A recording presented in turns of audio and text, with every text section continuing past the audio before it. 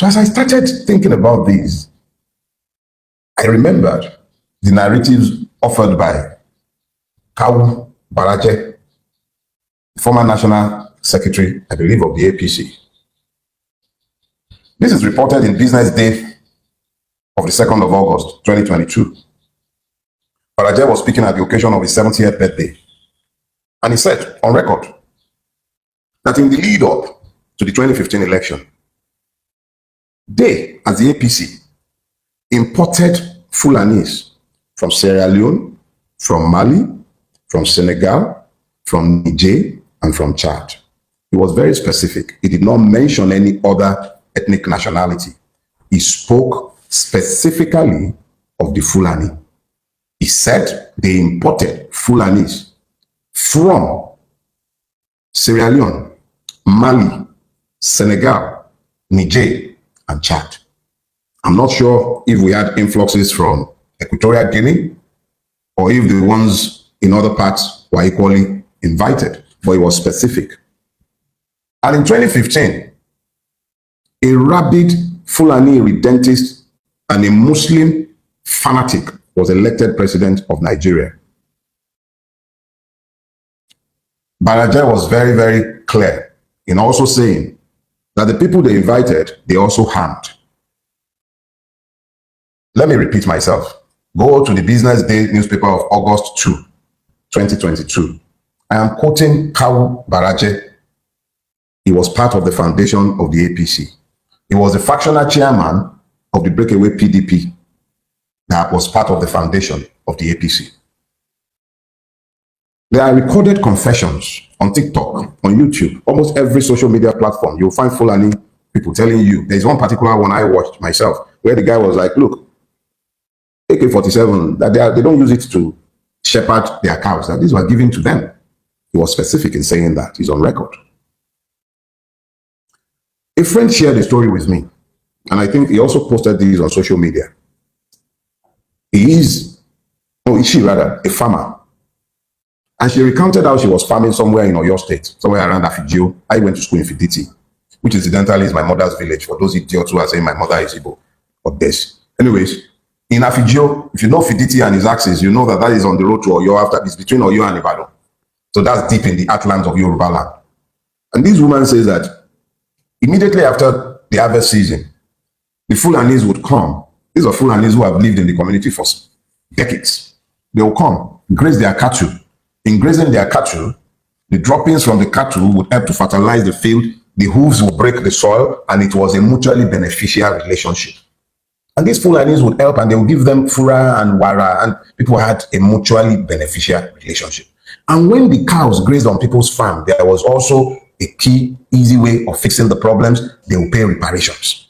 They had peaceful coexistence. And then this woman told me that after a point, the Fulani came, the leader of the local Fulani who would graze on her fields came to her to say, look, I'm leaving. There are some new Fulanis in the environment. I cannot coexist with them. And the man left with his family, somebody who had lived in the neighborhood well in excess of 20, 30 years. He left with his family. And not long after, there was this new influx of Fulani people who wouldn't even hear any language and were never ready to discuss peace. Every little infraction turned into fights. And these ones were acting more like conquerors than neighbors. She abandoned her farm. This story is over 10 years old. I used to farm, and I had farms in Ijebubo. For those of you who are familiar with Ijebubo, I had farms in Telubomi and Abude, just behind Akoje Farm Settlement. I had cocoa farms running into tens of acres. I was forced to abandon my farm over 10 years ago because of Fulani activities in the neighborhood. Over 10 years ago. The fact is that this has been an insidious conquest. It has happened with the complicity of the state. And because of the complicity of the state, a lot of us have been slow to admit to the fact that Nigeria is in the grip of an insurgency, ably supported by our government and the rulers of Nigeria. General Olawumi was on national TV, on channels, and he said on the record that since 2016, a list of sponsors of terrorism in Nigeria had been given to Buhari as the president. He said in that interview that the sponsors of terrorism included governors, persons in the cabinet of the president. Nothing ever happened to them. The UAE caught sponsors, financiers of terrorism in Nigeria, and they sent them to prison in the UAE. And then they sent a corresponding list of sponsors who are in Nigeria to the Nigerian government, over 300. Nothing ever happened to them. But the same government is always quick to jail 17-year-olds on trumped-up charges. The same government, the same system is always available to persecute those who might make the error of asking to be citizens. My friend, Dr. Calvin Stanley, told me that almost on a daily basis, somebody is killed on the plateau. That 164 settlements on the plateau have been taken as conquered territory, resettled by Fulani marauders after the indigenous people have been driven off the land. A person told me how she gave up a mining license, or at least her interest in the mining license, when she found out that for her to be able to work the concession she was given, she would have had to be in bed with terrorists who are usually employed in the mining industry to drive out the indigenous people from the land holding the resources. And we still begin to ask, where are the cows? Dr. Calvin told me that there is a base for Fulani terrorists in the tri-state area, Benue, I think this is between Benue, Nasarawa, and Plateau, somewhere around that place, that there is a base. And he said it on national TV as well, by the way, that this base is known to all of our security agencies, that helicopters land there to drop off ammunition and material, that the security forces are aware and they've done nothing about it. He is on record. He is on record, on public record, and we are still asking, where are the cows?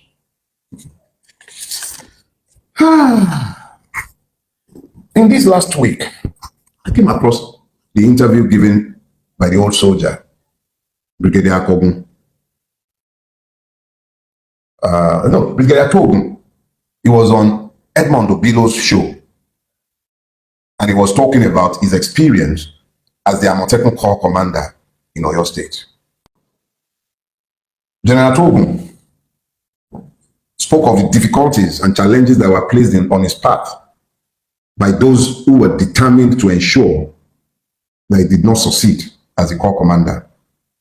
He spoke extensively, very extensively, about how he was prevented from recruiting certain classes of personnel, how he was frustrated and not given the material required. And then he spoke even more alarmingly of the multiple Fulani camps that are inside the forests of the Southwest. And then I remember Obadiah Malafia's word before he was murdered. He spoke extensively to pretty much the same thing. And then it now becomes important to ask ourselves some questions. Who are the cows? I believe that there are many cows in this sorry story. The victims have been treated as cows, or even worse, by those herding cows, slaughtered less reverently than they would have slaughtered cows. I see pictures coming out of Bokos. I see multiple pictures coming out of the Middle Belt. I see the pictures coming out of Akure, coming out of Enugu, coming out from almost every part of this beleaguered land. Men and women, children, slaughtered less reverently than cows. So we, Nigerians, who have been denied citizenship, are the ones who have now been reduced to cows. We're treated like cows, as if we don't matter, like our lives count for nothing. What is the value of the Nigerian life if 16 persons said to be hunters in Uromi caused national outrage, rightly so, but the gruesome murder on a daily basis of more people has been normalized as though they are not humans. A state exists. Its president is on a vacation in France, even working vacation in France, but the president of France is visiting Egypt. Make it make sense to me, because I don't understand these things, but in the country that the person governs or pretends to govern, people are being slaughtered with nary a reaction. And we are still asking, who are the cows? Apparently, the Nigerian is less than a cow in the eye of the Nigerian state. Much less than a cow. When they ask where are the cows, maybe we should begin to look in government houses for the cows, because even if you hate us so much, shouldn't you worry that the country you are pretending to govern has been turned over to foreign invaders who are brought in for political purpose? How long do you think this cycle that you have energized is going to last before there is a blow up? Exactly how long do you reckon it's going to last? Everywhere you turn, people are being slaughtered. Truth is, I would like to say like cows, but the cows would appear to have privacy over human beings in the Nigeria that has been built under the watch of the APC. There is nobody else to blame for this. This is on the table of the APC. This is not just about Tinubu. It's not just Tinubu. It's the APC. Everyone, and when I say APC, a lot of those who are responsible for this have left APC today. They've gone back to their PDP or they've gone to the SDP, like that short monkey from Kaduna. Where are they today? All over. So essentially, this has been done with the sanction of the political class. Nigeria is under attack. Let's be clear. Let us be clear. This is a state-sponsored war of conquest against the Nigerian people by foreign Fulanis brought into this country by the APC. That is the gospel truth, the stubborn truth. And the sooner we all wrap our brains around this and begin to demand that the APC and the government, whether you're APC, whether you're PDP, it doesn't even matter. If you're in a position where you are meant to be the protector of the people because you are functionaries of the state, whose first duty is the protection of the people, it shouldn't matter where this threat is coming from, who brought it in. The reality is that Nigeria is in the grip of a war of conquest. The state is failing. It is failing horribly. At a time when the state is under attack by persons brought into the country by those who are governing the country today, the president is away on holiday. The director of the DSS is telling us that we are the ones who protect ourselves. Jackson, who fought back in self-defense because his life was in imminent threat, not just threat, he was already stabbed, overpowered his attacker and stabbed back, and our Supreme Court sentenced him to death. If that wasn't self-defense, what is? So, in a situation where the foreign invaders have been offered immunity and impunity, what is the lot of the Aborigines?